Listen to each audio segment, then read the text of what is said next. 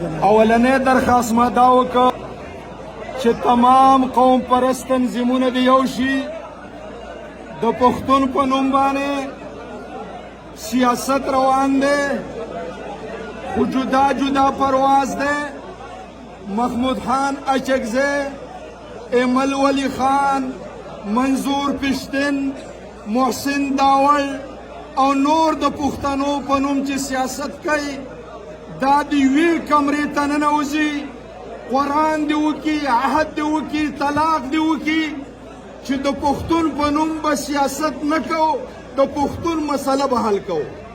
دوی چې قرآن او طلاق وکړو بیا د دې پښتنو چې کم سیاسي او مذهبي لیډران دي مولانا فضل الرحمن سراج الحق اسد قیصر د پیپل پارټۍ مشران او د مسلم لیگ د دې صوبې مشران دا د ځان څخه په یوه کوټه کې کینئ قرآن او طلاق دې وکړي چې موږ به د پښتون مسله په یو پیج اوچتوو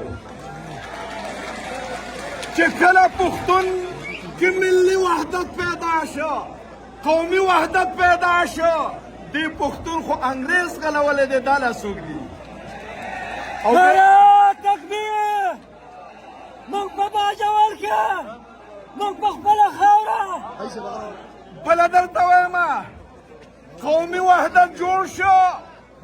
پښتانه مشرانو په کوټه کې قرآن او طلاق وکړه اوس به دویم کار څه کوو تقریرونه به نه کوو 15 کاله پښتانه موږ په تقریرونو دوکه کړه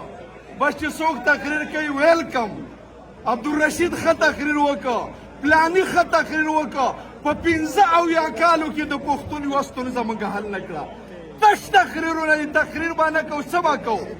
دا پښتانه مشران به لاړ شي په اسلام آباد کې به د سیاسي او د عسکري قیادت سره کینی د عین کتاب به راواخلي پاڼې په پاڼې به یې واړئ د آرټیکل 1 نه به شروع وکړي چې د پاکستان عنوان متعین کوي آرټیکل 2 ته به راشي چې د پاکستان جغرافیه متعین کوي آرټیکل 3 ته به راشي چې د پاکستان نظام متعین کوي آرټیکل 4 ته به راشي چې ماته کوم حق راکوي آرټیکل 9 او 10 ته به لاړ شي دې واکدارانو ته به موږ ووایو دا د پښتانه مشران به ورته ووایي چې یا په دې عین عمل وکړه ما پښتون له خپل حق راکا ما ته د ژوند حق راکا ما ته د پاکستان د عام شهریانو حق راکا او که په عین عمل نه کې نو د عین نه بغاوت اعلان کا او که تا اول بغاوت اعلان کا بیا به زه مجبوره شم زه به بغاوت کوم اړی ګړی به جوړ شي زه په اور کې ولاړ یم ته به هم راسه ولاړ دا خبره سمه ده که ورانه ده سمه ده اوس زه تاسو نه تپوس کوم چې محمود خان اچکزی شي مولانا فضل الرحمن شي سراج الحق شي ایمل ولی خان شي اسد قیصر شي د پیپل پارټۍ مشران شي شیرپاو شي د مسلم لیگ نون مشران شي او په اسلام آباد کې د دوی سکینی او دا سترګې ورته سرې کړي او ورته ووایي چې یا په عین دستخط کوه یا د عین نه بغاوت کوه دوی به بله وکړي رښتیا ووایي زما وروڼو د مسلې حل دا دی که حل کوئ که نه حل کوئ راځو په چوکونو کې به تقریرونه کوو خبرې به کوو خو حل کېږي نه حل یې دغه دی چې ملي وحدت به جوړی تقریر به نه کوو په اسلام آباد کې به په عین فیصله کې دا خبره ټیک ده که نه ده